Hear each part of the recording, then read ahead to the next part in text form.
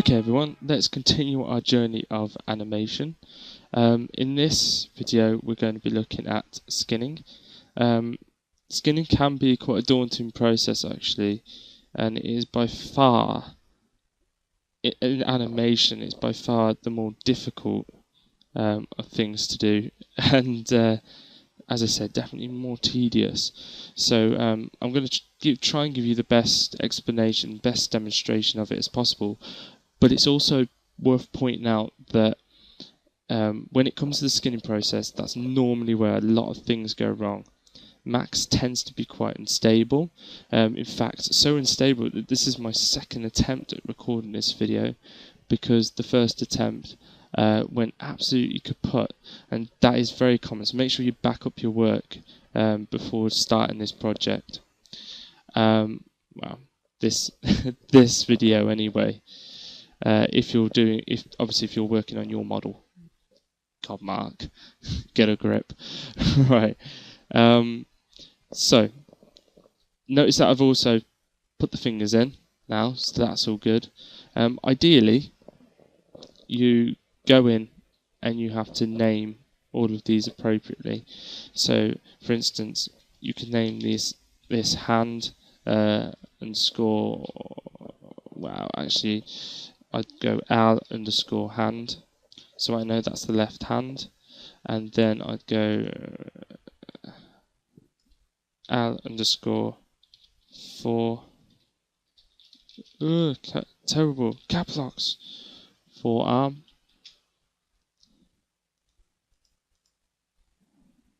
and Al_upper arm. This would be the left clavicle, and so on, so forth. In fact, you don't even need to name that. I'd just call it left clav.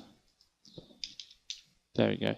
But what I'll do is, for the naming, I'll do a diagram. I'll pop it on Blackboard of the names that you should be naming the parts of the body. There is a set way for UDK for game engines, but I wouldn't worry about that right now. You know, we're only doing an animation in terms of film, and so game principles we'll look at afterwards, and the constraints that come with that. Okay, so skinning. I've labelled the arm here because that's what I want to focus on. I'm not going to show you the whole body because skinning is, as I said before, does take time. It's a very time-consuming process. So I will show you the arm, and from that, it will show everything you need to know to do the rest of the body. And once you get to grips with it, it's quite straightforward. So the first thing, right? Select the model, go into the modifier list, scroll down to skin modifier, and a whole new list of tools will appear for the skin modifier that will replace our command panel. Now, at the moment, this mesh here is still completely separate from those bones. The skinning process is all about fusing those bones and that skin together. So we need to tell the skin, the mesh, in other words, what bones we want to use to affect the skin. So over here we can go add, and we can select all of these down to the bottom right here. Select that. So pretty straightforward. Add, and then you go down, select the list, because I realised I did that a bit fast for you, didn't I? Tell you what I'll do, if I can. If I can't, then it's yeah, I'll do that just once more, just to show you, just to make sure that you definitely got that, because I realised I'm so used to doing this automatically, I didn't even give it a think. So select the first one, base human, scroll to the bottom, hold shift, click to select all, and then just select, and that will add them in. So now you've linked them, the skin, and the bones together. So the skin now knows the bones are there, which is great. That's exactly what we wanted. Now what we have to do is actually turn it on, and that's edit envelopes. Okay, so immediately I've got the arm bone selected there. See, upper arm, forearm, hand, and the clavicle there. Okay, and you can see these little dots, or the vertices. They're still vertices, and they're coloured. Okay, so if we turn on this, that'll allow us to select them, and that's crucial, otherwise we can't do anything. And we'll scroll down to the weight tool here.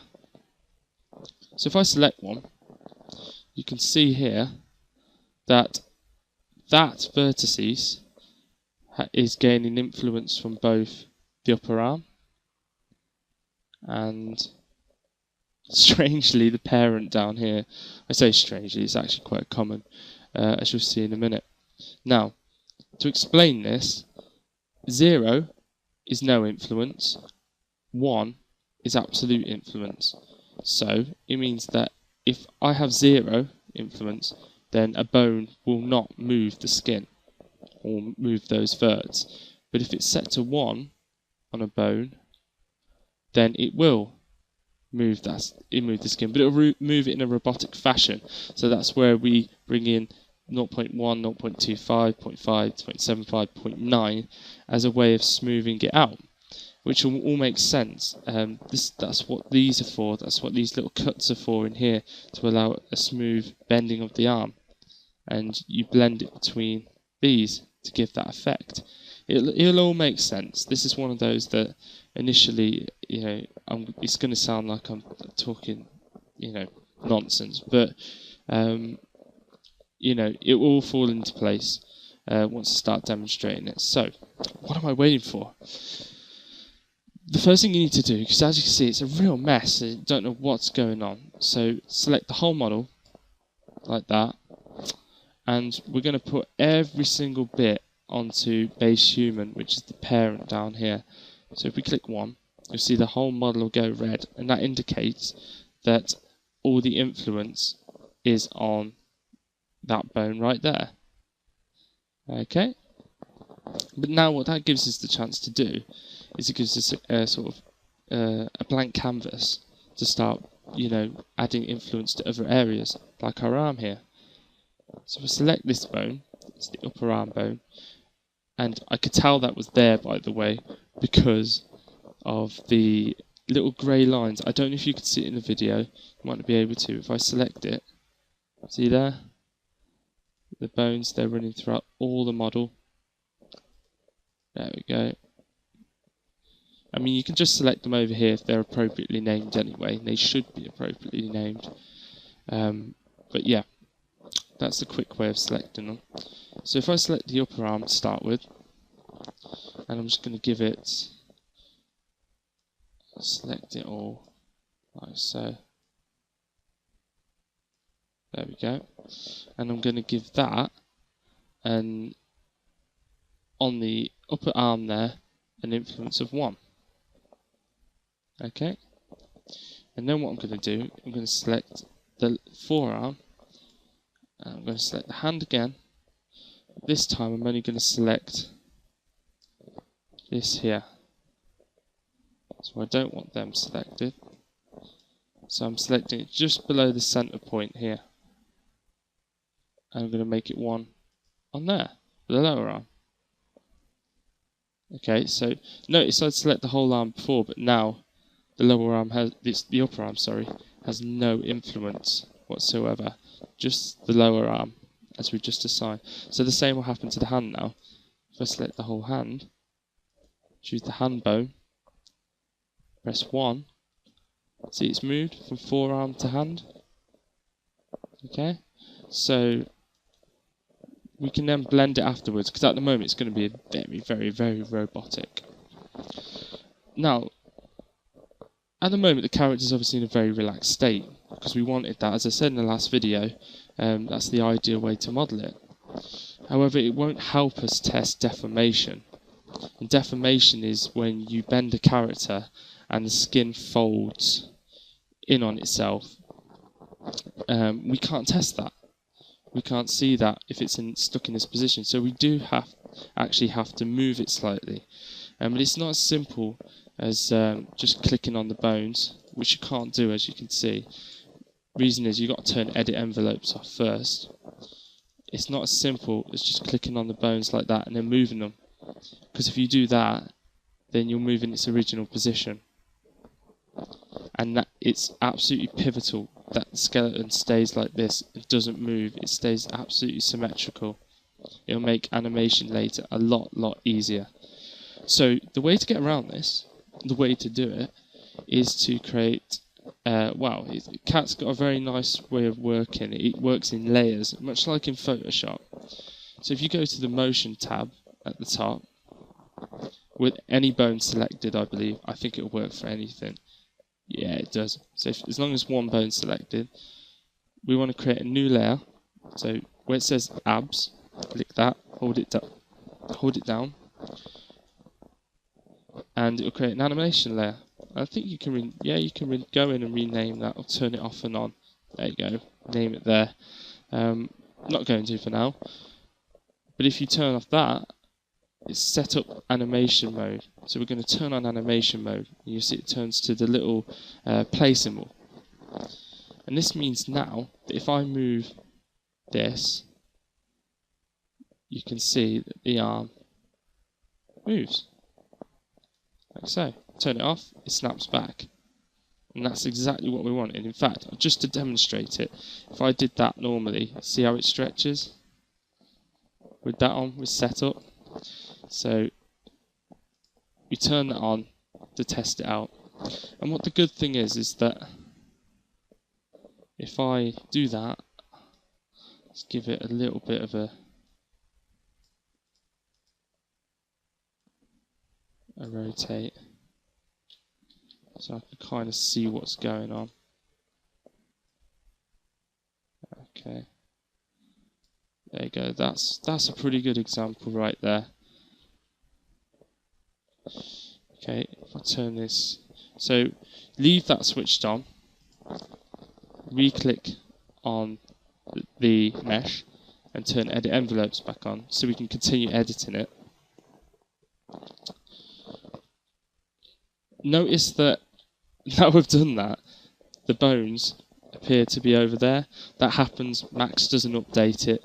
Don't worry about that if it does happen. Your bones haven't messed up or anything like that. It's just the way it works. It's something that, once again, you'll get used to. I'm surprised they haven't fixed it. That error's been around for a very long time. Anyway, the vertices we've got to blend here, because as you can see, this ridge goes right into there. It looks horrible and ugly, and we don't want that. Is we're going to blend between this one here and this one here to give a perfect corner. So select those two there, and what we can do to quickly select the entire loop, we can go to loop in the weight tools. See, it's done it. Nice and neat. At the moment, it's all set on the forearm. That's why it's red. It's completely got influence on the forearm. But if we select the upper arm, so we can do that in here if we want to, or do it obviously in the viewport. If we select that and make it, let's say, 0.5 maybe. It might not be. Let's have a look. Yes, I guess that's okay.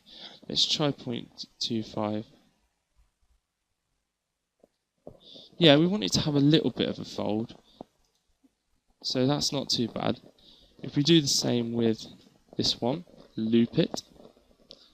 And instead, of course, this one's on the upper arm. So we're selecting the forearm this time and give it a lower amount. I think 0.1 this time. Yep, 0.1. See, it gives this nice little fold-in effect.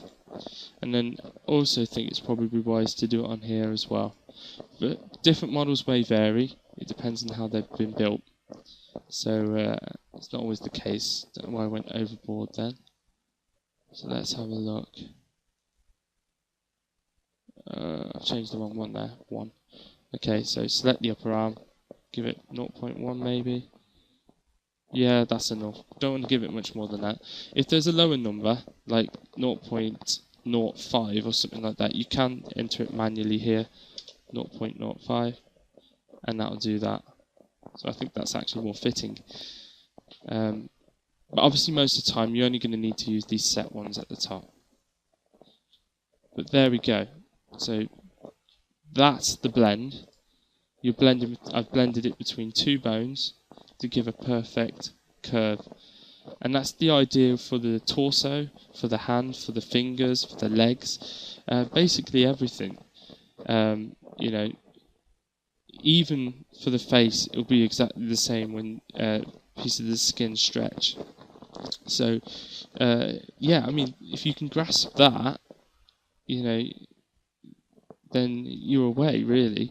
I'll do one more very quick example, and I'll do this on one of the fingers, because I know people can have issues with fingers.